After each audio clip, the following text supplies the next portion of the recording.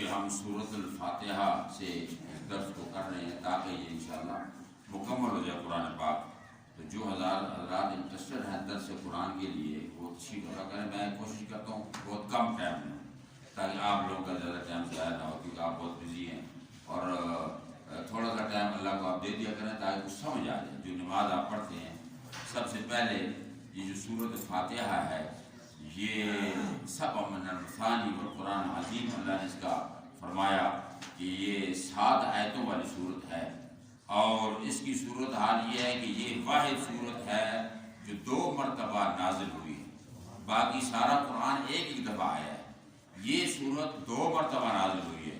اور فرشتہ ایک دفعہ نبی کریم صلی اللہ علیہ وسلم کے پاس جبریل علیہ السلام بیٹھے ہوئے تھے، وہی لے کر آئے، اچانک ایک چڑچڑاہٹ کی آواز آئی، اتنی بڑی آواز تھی کہ آپ نے اوپر توجہ فرمائی اوپر کی طرف، تو اس جبریل نے کہا کہ یا رسول اللہ آج آسمان کا ایک دروازہ جو ہمیشہ بند تھا وہ آج کھلا ہے، اور ایک فرشتہ جو ابھی آ رہا ہے وہ پہلے کبھی زمین پہ نہیں آیا، آج پہلی دفعہ آ رہا ہے، وہ فرشتہ آج پہلی دفعہ آ رہا ہے۔ تو وہ تھوڑی دیر بعد فرشتہ پہنچ آیا، اس نے سلام عرض کیا اور آ کر اس نے کہا جی کہ حضور اللہ تعالیٰ نے آپ کو 2 تحفے دیے ہیں بہت بڑے، ایک سورۃ فاتحہ اور دوسرا آمن الرسول، سورۃ بقرہ کی آخری 2 آیتیں، آمن الرسول بما انزل الیہ من ربہ والمؤمنون، یہ آخری آیتیں، یہ 2 ایسے تحفے ہیں کہ آپ اگر ان کو استعمال کریں، پڑھیں اور اپنی امت کو بتائیں تو ہر درد کی دوا اس میں ہے، ہر دکھ کا علاج اس میں ہے، اور ہر مشکل کا حل اس کے اندر ہے، کیونکہ پورا قرآن اس سورۃ فاتحہ میں بند ہے۔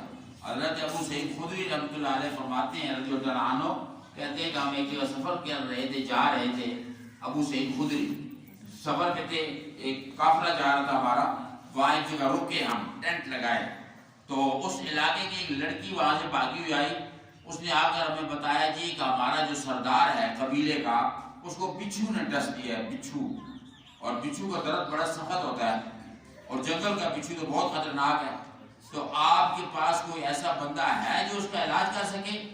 تو ان میں سے ایک صحابی تھے، وہ کہنے لگے میں کروں گا، اسے ساتھ لے کر وہ چلے گئے، اور وہاں گیا وہ، اس نے یہ پڑھ کے پھونکا، پھونکنے کے بعد اس کا بچھو کا درد ٹھیک ہو گیا، بڑا خوش ہوا۔ اس نے آپ کو 30 بکریاں دی کہ یہ 30 بکریاں آپ لے جائیں اس کے عوض میں، اور دودھ بھی بھیجا، جتنا قافلے کے لوگ ہیں دودھ پئیں، دودھ بھیجا، اور وہ 30 بکریاں لے کر آ گئے۔ جب واپس آئے تو انہوں نے ابو سعید خدری نے پوچھا کہ تم نے کیا پڑھا تھا؟ انہوں نے کہا جی میں نے تو سورۃ فاتحہ پڑھی ہے، الحمدللہ سے وللضالین آمین تک پھونکا ہے۔ اس نے کہا یہ تمہیں کیسے پتہ چل گیا تھا کہ اس میں شفا ہے؟ اس نے کہا جی کہ میں سمجھتا تھا، حضور علیہ الصلوۃ والتسلیم نے فرمایا پورا قرآن اس میں بند ہے، پورا قرآن اسی کے اندر بند ہے، تو اس لیے ساری قرآن شفا ہے، تو اس میں شفا ہے۔ تو اس کے بعد انہوں نے کہا جی بکریوں کا ہاتھ نہیں لگانا، کیونکہ یہ بکریاں ہم نے حضور سے نہیں پوچھا، اب مدینے جب جائیں گے حضور سے جا کے پوچھیں گے، اگر حضور نے اجازت دی تو بکریاں لیں گے، ورنہ ہو سکتا ہے ہمارے لیے حرام جائز نہ ہو۔ تو بکریاں لے کر وہ مدینے چلے گئے، پیارے آقا صلی اللہ علیہ وسلم کے دربار میں پہنچے، عرض کی یا رسول اللہ اس طرح ہم گزر رہے تھے قبیلے میں، ہمارا وہاں ہم رکے رات کو، تو وہاں قبیلے کے کچھ جو سردار تھا اس کو بچھو نے کاٹا ہوا تھا، اس شخص نے جا کر، صحابی نے جا کر اس پر دم کیا، اور دم کرنے کے بعد اس کا درد دور ہو گیا۔ اس نے 30 بکریاں ہمیں دی ہیں، اور ہمیں وہاں پر دودھ وغیرہ پلایا، ہم نے پیا، تو کیا یہ بکریاں ہمارے لیے جائز ہیں یا نہیں؟ تو آپ صلی اللہ علیہ وسلم نے سب سے پہلے سے پوچھا کہ تمہیں کس نے بتایا تھا کہ اس میں شفا ہے؟ تو اس نے عرض کی حضور پورا قرآن جو اس میں بند ہے تو اس میں شفا ہی ہوگی، ظاہر پورے قرآن میں شفا ہے۔ تو آپ نے فرمایا یقیناً صحیح کہتے ہو، اور یہ بکریاں جو آپ نے لی ہیں یہ بالکل آپ کے لیے جائز ہیں، اس میں میرا حصہ بھی کرو اور آپ اس میں بانٹو، یہ بانٹ لو۔ تو وہ بکریاں انہوں نے بانٹ لی۔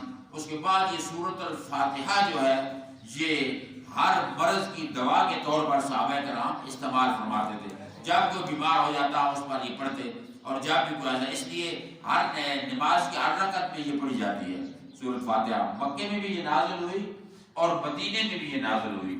اس میں 7 آیتیں ہیں، اور شافعی اور حنفی اور مالکی اور حنبلی ان دونوں میں اختلاف یہ ہے کہ صراط الذین انعمت علیہم غیر المغضوب علیہم ولا الضالین، یہ ایک آیت ہے۔ دوسرے کہتے ہیں نہیں، صراط الذین انعمت علیہم ایک ہے، غیر المغضوب علیہم ولا الضالین یہ دوسری ہے. تو تب اگر ان کو بانٹے ساتھ بنتے ان کا نہیں. بسم اللہ الرحمن الرحیم بھی اس سورت کا حصہ ہے, بسم اللہ بھی اس کے ساتھ آئی ہے. تو اللہ تعالیٰ نے ایسے انداز سے بیان کیا کہ اگر بندہ غور والا سوچے اور پڑھے, کیونکہ اللہ نے فرمایا نا انا نحن نزلنا الذکر, ہم نے قرآن نازل کیا, وَإِنَّا لَهُ لَحَافِظُونَ, اس کی حفاظت ہمارے ذمہ ہے. یہی وجہ ہے کہ 1450 سال گزرنے, 1400 سال یعنی 1450 سال یا 500 سال گزرنے کے بعد بھی اس قرآن کے اندر آج تک کمی کجی زبر زیر کی دائیں بائیں ادھر ہیل حجت کوئی نہیں پا سکا.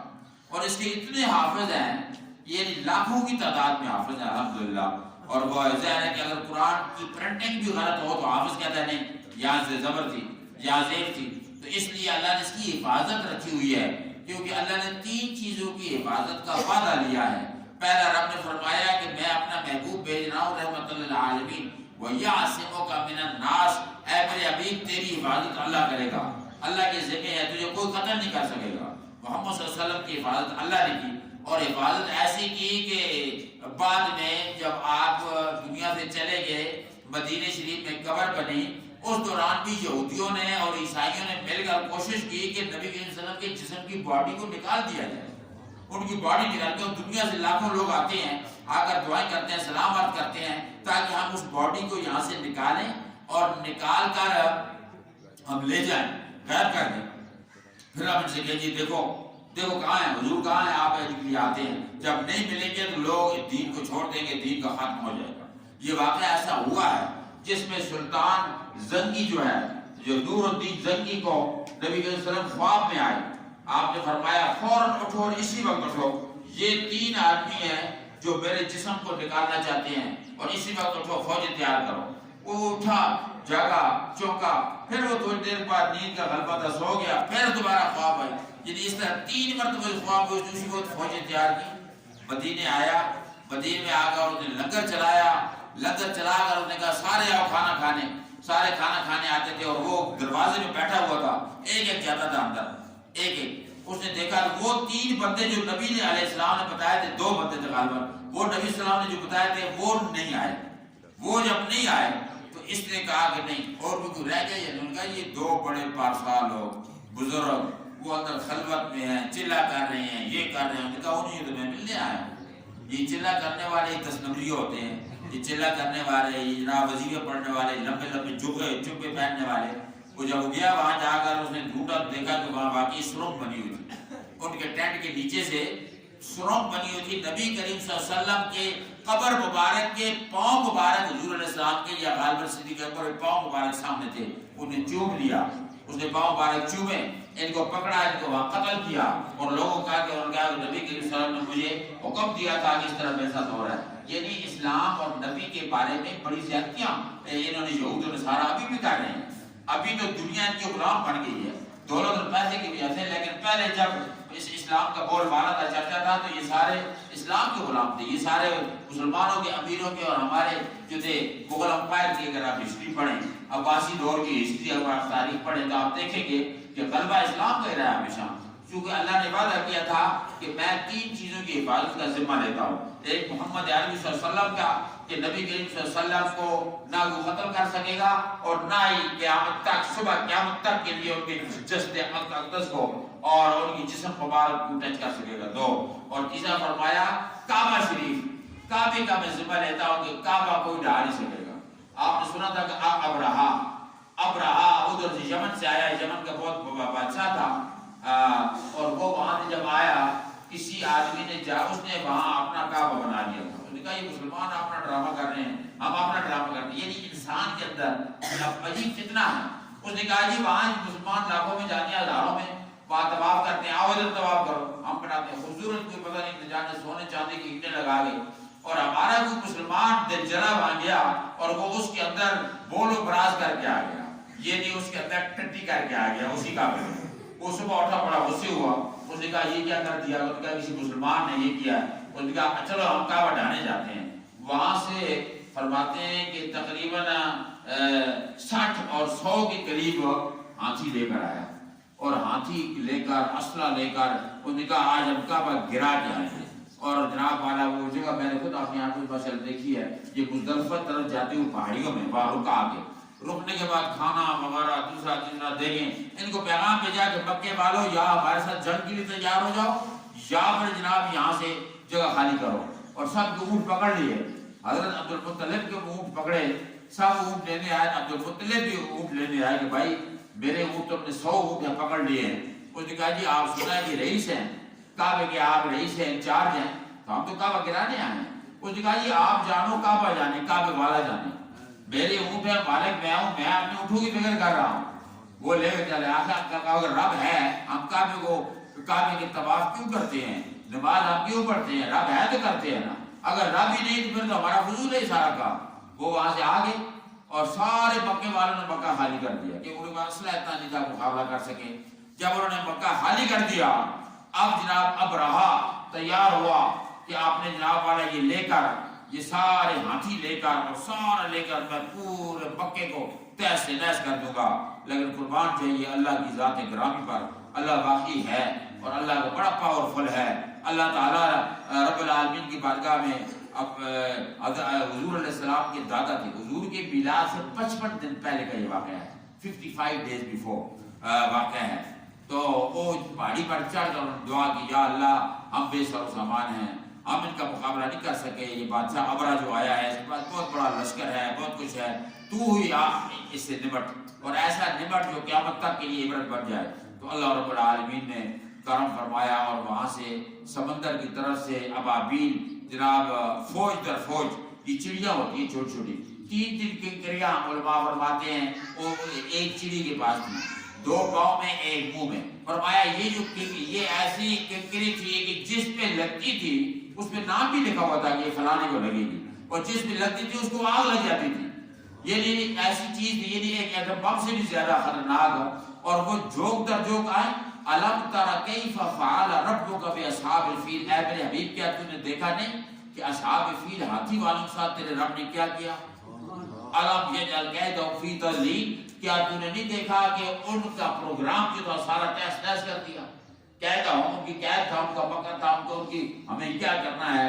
اور جناب والا یہ نہیں یوں سمجھیں کہ اتنا بڑا یہ معجزہ ہوا اور اتنا بڑا ہوا کہ دنیا مان گئی، اور خود مکے والے پھر فرماتے ہیں کہ اس میں فائدہ یہ ہوا کہ عبد المطلب اور مکے والوں کو اتنا کچھ ملا، بادشاہ آیا تھا سامان اس کے پاس تھا، وہ ہاتھی جناب لد کے آیا تھا، کھانا پینا یہ وہ ہر چیز کے پاس تھی۔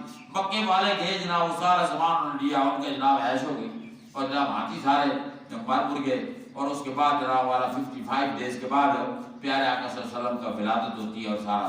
تو اللہ تعالیٰ نے فرمایا کہ قرآن کی حفاظت میرے ذمہ ہے، قرآن کو کوئی بدل نہیں سکے گا، اور کعبے کی حفاظت میرے ذمہ ہے، کعبہ کوئی ڈھا نہیں سکے گا، اور کوئی ہمیشہ لوگ جوگ درجے گائیں گے۔ تیسرا میرے آخری حبیب محمد صلی اللہ علیہ وسلم کی حفاظت میرے ذمہ ہے، ان کا تو اس یہی وجہ ہے کہ قرآن اسلام آج تک قائم ہے اور اللہ تعالیٰ سے صبح قیامت تک قائم رکھے گا۔